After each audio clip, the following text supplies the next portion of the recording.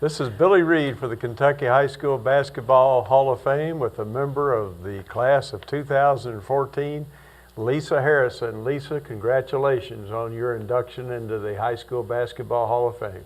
Thank you, Billy. I'm very honored to be inducted. I can honestly say I've done a number of these interviews, but you were the first person I've interviewed who was invited to pose nude for Playboy. And I didn't do it. Should I get bonus points for that? I'm sorry, I just had to bring that up right off the bat. But that is, in a sense, a compliment. I guess it's a so, very nice yeah. compliment. Thank But you. we're here to talk about your basketball career. And when you were at Southern High School as a senior, you won National Player of the Year honors. Of course, you were Miss Kentucky basketball. But I just wanted to ask you, did you grow up in Louisville? Your father, Kobe, I think, was a softball player for the late, great Kentucky Bourbons. Yes, I am from Louisville, and yes, everyone knows my dad, Kobe. Yeah, I grew up here in Louisville, went to a very small Christian private school up until high school, and that's kind of how I got my start with basketball. It was such a small school that you kind of played all the sports. There was maybe 20 kids in your entire class. Mm-hmm. So because the student body was so low, you just played softball, you played basketball, you ran track, you played volleyball. And that's really how I got started in all the sports. Now, where did you live in the South End? Did you? I'm from Okolona. Okolona, Yes. okay, great. Grew up in Okolona. Like I said, went to Evangel, which was right down the street. Right, So right. I have two brothers and a sister, and we all went there and walked to school, and it was very convenient, but it was very small. Okay. Did you remember going to the Bourbons games? They were very popular with a lot of people. I did vaguely remember being at the ballpark, and actually softball was my first sport, so definitely have that in my blood. So Southern, of course, that's where Phil Simms, great quarterback, went. He was considerably ahead of you, but was the legend of Phil Simms, he was playing, I guess, had just ended his career maybe with the Giants, or was at the end of it. Was he still a big thing around Southern High School then? Not that I recall back then. I don't think I even realized that until after I had graduated and realized, you know, the football and his legacy at Southern. So, but definitely if you drive by there now, there's a big picture of him out front, so you can't help but know who Phil Simms is. We need to get a big picture of you on the front too. There's one in the gym, but not on the outside, so. Now, when you came along, had Southern been very good in in girls basketball, or did you kind of start a winning tradition there? I believe they made it to the finals the year before I went there with Pam Tanner was their star player. Okay. And we actually played Southern in the districts when I was in Evangel. When I was in the 8th grade, I was playing varsity. And they were in the locker room next to us, and they beat us, it was like 60-30. Wow. And I just remember hearing them in the locker room next to us, and they were making so much noise, and I was so scared and intimidated by Southern because they were probably the largest student body in the state. Yeah. And for me to end up transferring there the next year as a freshman, it was terrifying. I was an extremely shy child. And to go from that intimate setting at Evangel, where there's 20 kids in your class, to the largest student body, I was terrified. Wow. And I remember in the summertime, they had open gym. And I remember going up to the gym and almost not going in. Wow. Because I was just so shy and backwards. And of course, you would never know that on the court. I don't know what happens, but inside I'm a very competitive person. And if people like knew what I was actually thinking inside when I'm competing, it doesn't come out on the outside, which actually works to my benefit, or it did when I was playing. But my high school coach, Coach Brown, always tells the story and told me to tell it. My mom told me to tell it. My dad brought it up about when I was a freshman and was having some success and wanted to be interviewed after one of the games. And Coach Brown had to drag me out of the locker room because I was so shy. I did not, just like right now, I don't want to do the interview. So Not now, not after everything you've done. My goodness. yeah. Do you remember when you first became aware that you were good at basketball? You know, after all the success in high school and, Miss Basketball and Player of the Nation, and it never really hit me even till like after college of what actually I accomplished, which could have been a good thing, but it never really sunk in what really happened. I look back at my high school career and it was magical. It was, I had awesome teammates, had very unselfish point guards. My coaches were amazing. I was very lucky, especially with Coach Brown, because being such a shy child, he kind of brought the aggressiveness out of me. And I guess he kind of spoke for me almost, because his personality is so dominating, and he's just does what he has to do, and I'm like the opposite. So it helped kind of bring my shyness out. So I think we were a great match together, and I definitely wouldn't have gone on to Tennessee, and then being under Pat Summitt and learning the game of basketball from her. Just having the coaches that I did really, really helped me. Some people look back at their high school years with a lot of happiness and pleasure. To other people, it was a very painful time in their lives. How would you characterize your high school years? My high school years were my best years. Like I said, they were magical. I mean, winning a state championship, being Miss Kentucky basketball, being the number one player in the nation. Our team was ranked second in the nation at one point. I mean, it was just a fun time as a teenager, and just exploring all of that. And it really was an amazing experience. And then obviously going to Tennessee and winning a championship, and then playing professionally for 10 years, I still look at my high school days as my best years. Wow. And obviously, you were a standout in your class in more ways than one, but was there any sense of jealousy as you got all this success, or did you ever sense any animosity, or was pretty much everybody behind you and in your corner? Like I said, I had two amazing point guards, Stephanie Jones and Michelle Burden, and they were so unselfish. And with that, I was very, very fortunate. It's difficult with girls, especially being teenagers, and there can be the cattiness and the jealousy. But it really, of course you're going to have it somewhat, but overall, it really wasn't there.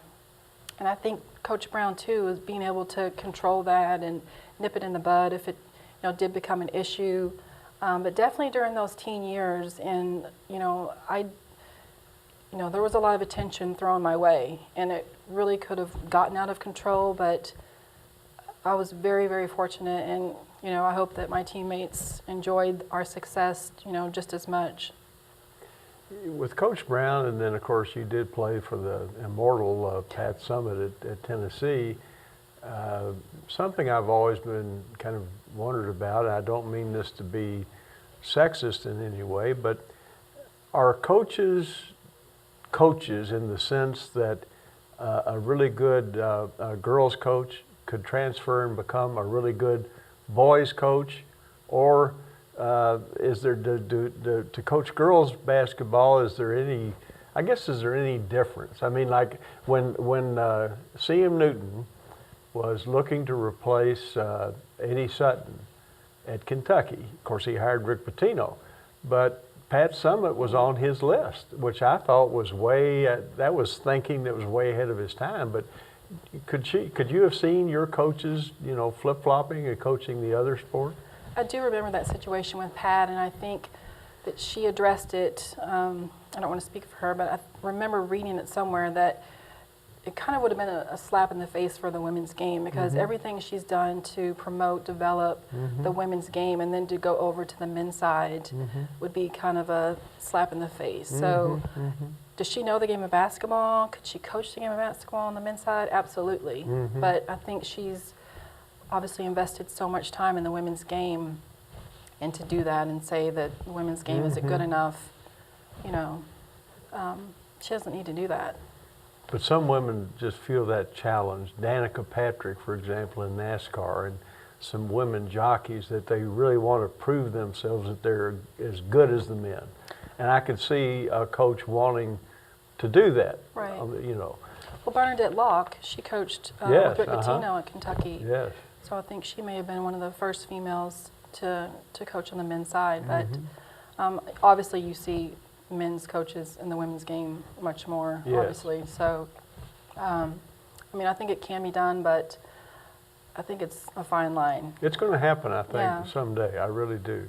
What do you remember? You won the state championship at Southern your senior year? Junior. Junior year in '88. Mm-hmm. What do you remember about the championship game? I have a terrible memory, I must Oh, say. okay. But, I don't really remember a lot. We beat Oldham County. Okay. My freshman year, we lost to Oldham County in the state tournament. So that was a little bit of revenge there, but I don't really remember a lot about the game, any of the games actually in the state tournament, but just kind of celebrating afterwards. I couldn't tell you points. I'm not big on stats and how many points I had and rebounds. Yeah. And Do you remember the next day bringing the trophy back home? I just had a bad memory. You don't? Good grief. You don't remember? No fire trucks or anything? Yes, we did have a parade. I do remember the parade in Okay. Okolona. Yes, I do. Okay. So. When your senior year was completed and you were the Gatorade and USA Today and several different organizations named you the National Girls Player of the Year, I mean, the recruiters must have been all over the place. Certainly Kentucky's program already had been good. Western Kentucky had a great program, but nobody could really blame you for wanting to go to Tennessee to play for the great Pat Summitt. Right. And to be honest, I was really up in the air. I did know I wanted to go away from home, and at the time Western was the top team in the state. So, but I did know that I wanted to kind of go away and spread my wings. So it came down to Southern Cal and Tennessee, and I didn't know until after I went on my visits where I would be headed. So actually, after taking the visits, and I knew in my heart, after I left Tennessee, I actually told Pat, leaving the campus, that this is where I was going to come.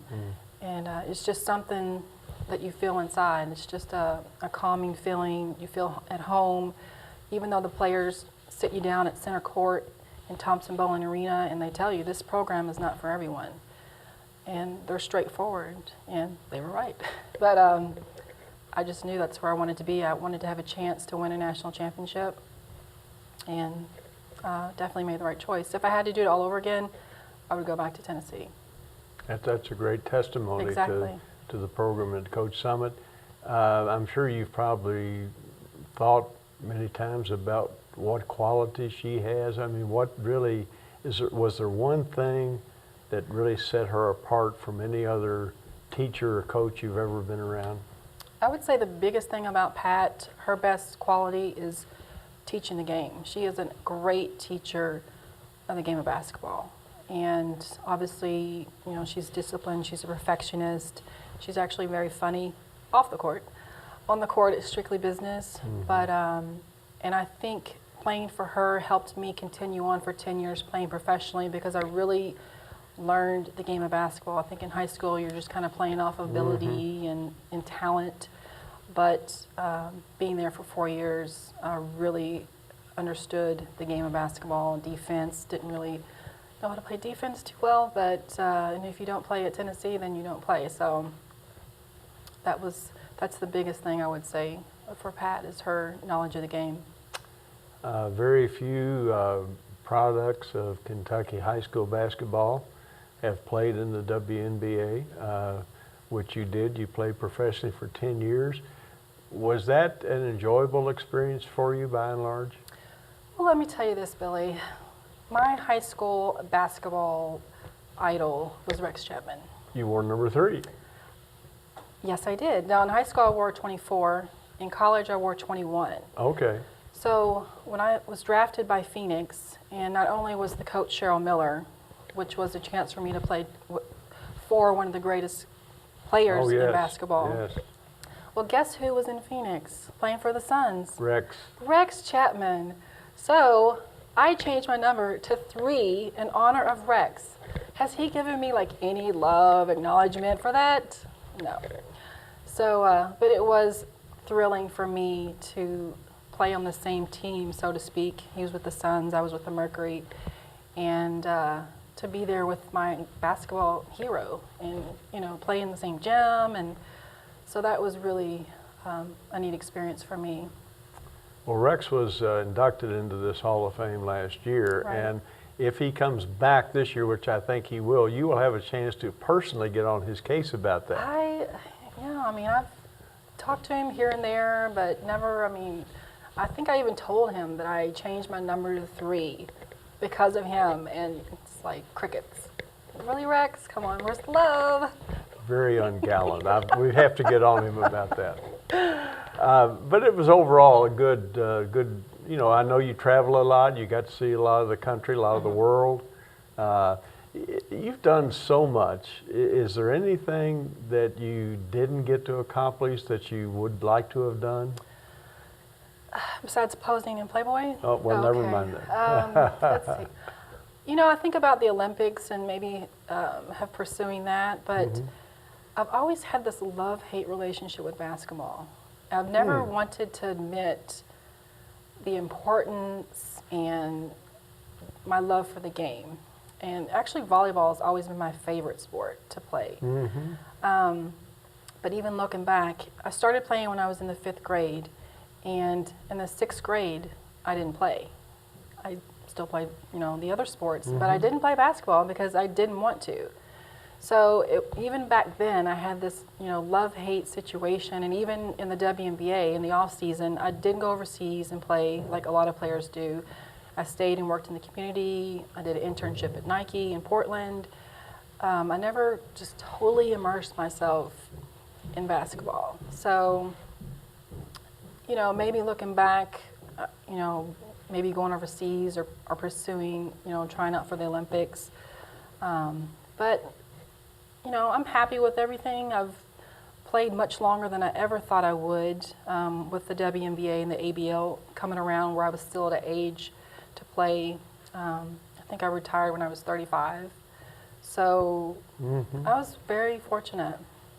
The love-hate aspect of it is interesting because it seems like with young players today, once you get on that fast track, if you're really a talented player, you almost have, they almost force you to do nothing but basketball. And frankly, I'm concerned. I think you're a healthy person because you had other interests, Right.